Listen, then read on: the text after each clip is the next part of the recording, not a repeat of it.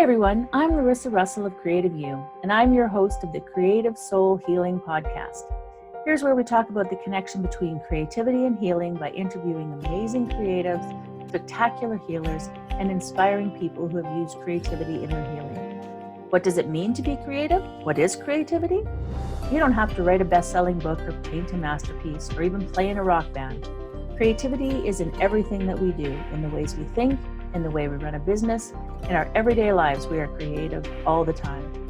Let's talk about how we are creative and how creativity helps us heal mentally, physically, and emotionally, right now on the Creative Soul Healing Podcast.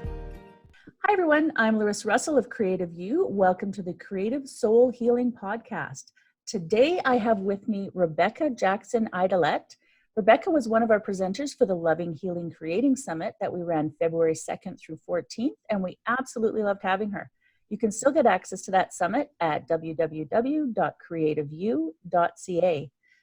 So Rebecca is a SoulCollage facilitator, Reiki Master, and a certified aromatherapist.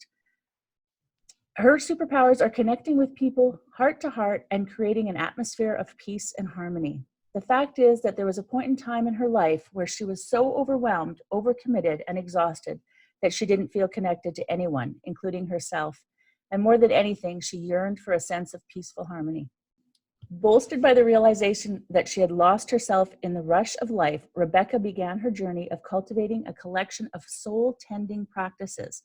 Her deepest passion is to create opportunities for women to discover what makes them feel most nourished, connected, and fully alive. By combining Reiki, aromatherapy, and SoulCollage, Rebecca creates a deeply transformative experience in which she guides women to remember who they are by reconnecting with the inner truth and wisdom. Welcome, Rebecca. Oh, thank you so much for having me. I'm so glad you're here. So can you share some of your story and the path that's brought you here? Yeah, absolutely. I guess growing up, I always thought I'd be working or, doing, because I got the message, you can be anything, you can do anything, all of that. What I didn't really understand was that sometimes you can't be it all and do it all at the same time. So it took me a bit to realize that it's okay to, it's okay to do one part now and one part later and keep things coming. But I took a lot of years to get through college, 9 years, in fact, and 7 colleges. Wow. And yeah, whoa. And ended up with a degree in pottery. So that was what I thought I would be doing forever. We started having children as I was graduating from college. And when our oldest got to kindergarten, it was not a good fit for her. And I had a friend who was homeschooling, and she said, "You can do this." And I said, "Yeah, but no." No, I don't want to do that. And but we ended up homeschooling. So this is actually the final year. Our youngest daughter graduates from high school this year. It's been a 19-year journey with that. And I think with that, I put creativity way, way, way on the back burner. Mm-hmm. So I kind of took off my oxygen mask. And that was, if I were to do it again, I would keep that oxygen mask on for sure. Mm-hmm. So instead of being able to create things, I was a professional volunteer and became, so overwhelmed with all the things that comes with that. Mm-hmm. They weren't my things, but I was trying really hard to do them, and make them mine. And I just reached a point where it was really clear that I had to make some changes. So I just learned the word no, which is super hard to learn. It's really hard to say no to somebody and feel like you've disappointed them and let the world down and all of that. But the world kept going, which was good.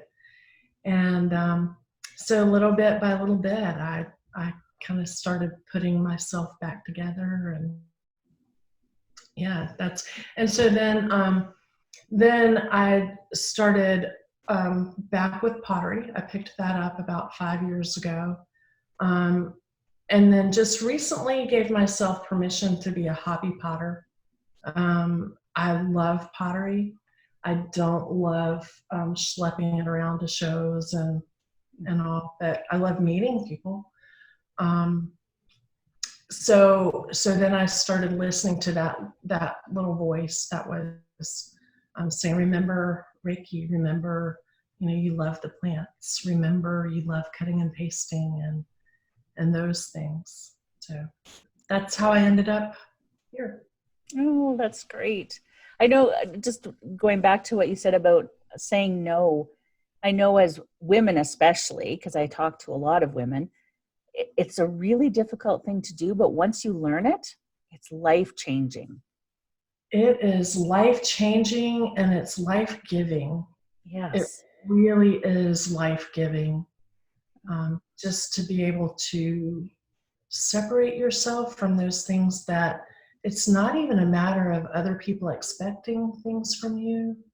It's a matter, a lot of times, I think, of us thinking people will expect things. Yeah, So, a lot about expectations. yeah, so it really, that little word has held so much power for me. And I say no to things that are, even things that are really good things, but they're not necessarily my things. And that makes it so it can find its person, it makes it so somebody else gets that opportunity and it's probably theirs. Yeah, so true. So what does healing with creativity mean to you? That's a super question. I think they're both really connected by intuition. I think being able to heal, creativity and healing, I think we have everything we need within ourselves.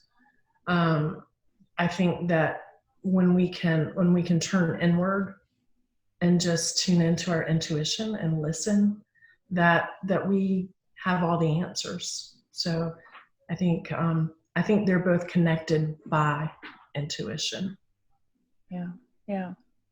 And do you think there's a driving force that inspires you? For that, I think it's letting my voice out. I think also as women, we are really choked sometimes by all the expectations, all of our our responsibilities. And I don't know, I think that a lot of times it's really hard for us to really say what's on our hearts and what's in our minds. And those things are important. We were given that voice for a reason, and we can use it with love. I think sometimes we think if I use my voice, it's going to be mean and I'm going to make somebody angry. But I think using it with love is the thing. Yeah, and it's true. I mean, sometimes I think we need to appear mean, right, as women, and this is just purely my opinion, but as women, what is perceived of us is completely different of what may be perceived of men when they do the same thing. So sometimes to be perceived as mean, we're not really being mean. We're speaking our truth. Yes. Yeah, and I think that's a difficult one, especially. Yeah, and if we sometimes I feel like we need I sometimes I used to call myself when I was so overwhelmed, Sergeant Mom would appear, and the drill sergeant, and none of us liked being around her. I certainly didn't, and the kid didn't, and my husband didn't. It was just like, but I think sometimes to feel like we're being taken seriously, Yeah. we sometimes have to step up and be a little drill sergeant-ish. Mm-hmm. Yeah, that's true. Has there been a past pain that's informed your life purpose? I was thinking about that. I had a I had a really nice childhood. My parents. So I grew up on at the end of a mile-long dirt road in the woods on a river, and I was the only kid down there. And so I spent a lot of time out in the woods and down by the water. And my mom and dad gave me a lot of freedom with that. And, freedom, there's certainly responsibility. I think the pain that I have had to overcome was probably self-inflicted. It was, I really think it was a matter of that decision that I made when we decided to homeschool. That decision I made to put myself and my creativity back on the back burner. Yeah. But good things have come from that. There's a lot of empowerment that comes with being able to work through things. And I know I said I believe that we have everything that we need inside. Sometimes we need guides or supports. Sometimes we've got what we need, but sometimes we need somebody to help us find the way or help show us or even just to walk with us. But I think intuitively we know how to find that. So yes, there's a little bit of a hurt there, but it was for the most part self-inflicted. Yeah. I think, again, and I don't want to keep, jumping on this bandwagon, but I think as women, we tend to do that. We tend to put our needs aside to take care of everybody else. And I know a number of people in my life, as later in life, are like, wait, I have wants and needs too, and started to make those changes. But what we've done is in our younger lives is makes us who we are. So, oh, absolutely. Absolutely. I could not agree more. There's nothing like there's some ways I would have responded to things that I would change, but I wouldn't change anything because there's all that opportunity for growth and to become who you are. Absolutely. So what is your favorite creative healing modality for yourself? SoulCollage. I found SoulCollage. It crossed my path. I don't know, a lot of years ago, and it was a time when I just couldn't pick it up and do it the way I wanted to do. Mm-hmm. But when it was time, it crossed my path again, and I was like, oh, I remember that. Mm-hmm. And it is just it is such an amazing process. And maybe I should explain it a little bit. It's making cards. They're not tarot. It's not a tarot deck. It's not oracle cards, but they're collaged cards that you put together most of the time intuitively. And it's really like a mindfulness exercise in a way. So you're creating these cards, putting together the collages, and then you journal from them or you speak from them. And so you speak or write as if you were the card. And there are 4 questions. There are numerous ways to work with the cards. But after you make a card, there are 4 main questions that you ask them. The first one is, who are you? And you answer it, I am one who, and whatever comes out. The second question is, what do you have for me today? And you would answer, today I have for you whatever comes out. What do you require of me? And then the fourth question is there anything else that you have for me? And when we can switch over to that intuitive side of our brains, it is just phenomenal what comes out. And the cards meet you where you are. So, you can work with the same card for, weeks, months, years, and the messages that you receive from it will be different. They'll have the same energy, but they'll be different. Yeah. To meet you where you are at that moment. Yes. Yeah. Oh, that sounds great. And what would you say is your greatest accomplishment to date? Learning the word no. Mm.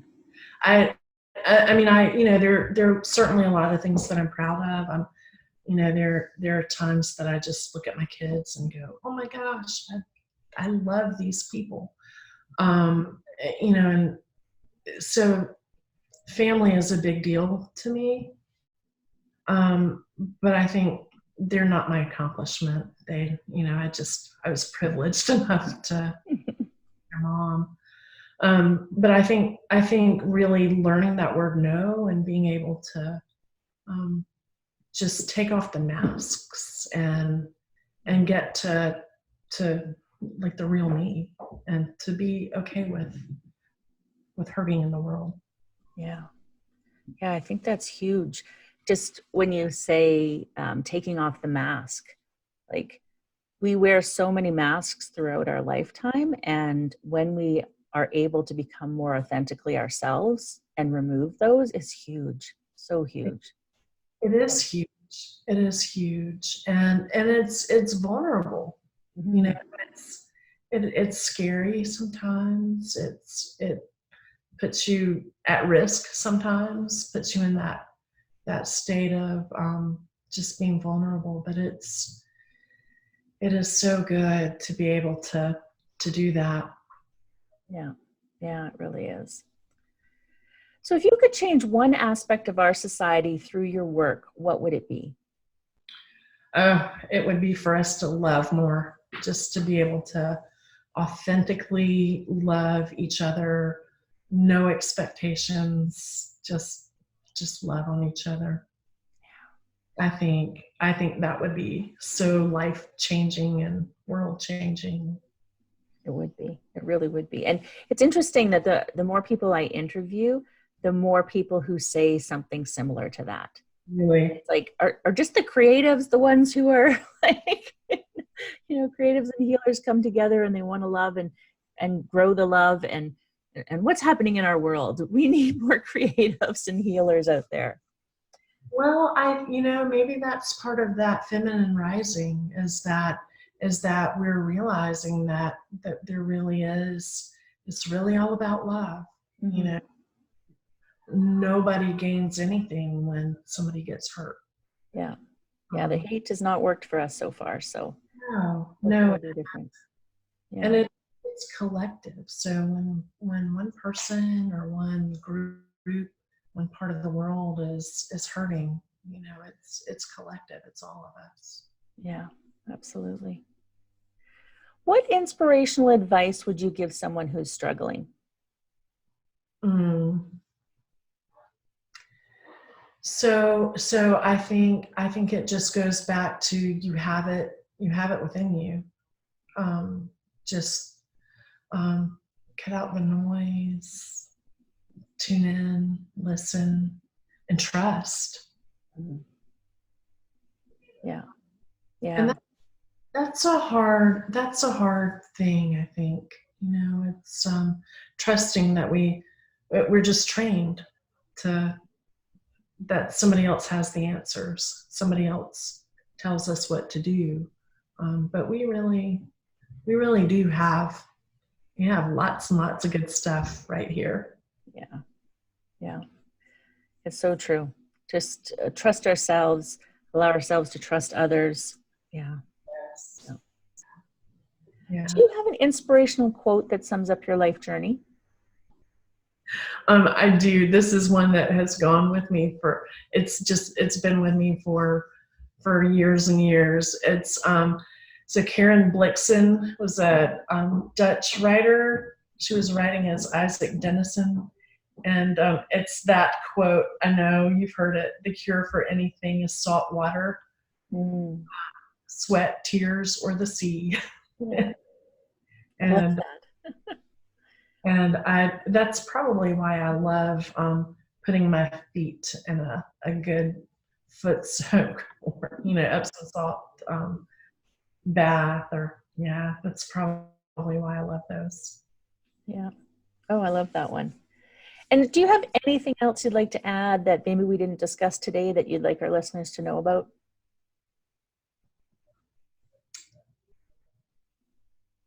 No, I think I want to put a big exclamation point behind love. Mm-hmm. Just a big, write it in lights and, Yeah. you're loved, be love, just all the things.